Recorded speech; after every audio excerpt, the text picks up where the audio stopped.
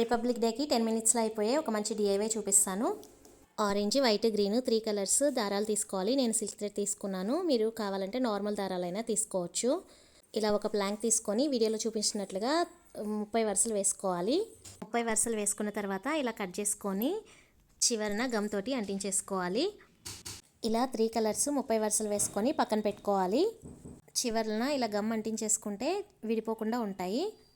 ఇలా 3 కలర్ల దారాలు ఒక దగ్గర పెట్టుకొని చివరిని ఇలా ప్లాస్టర్ వేసుకొని మనం జడ అల్లుకున్నట్టు అల్లుకోవాలి.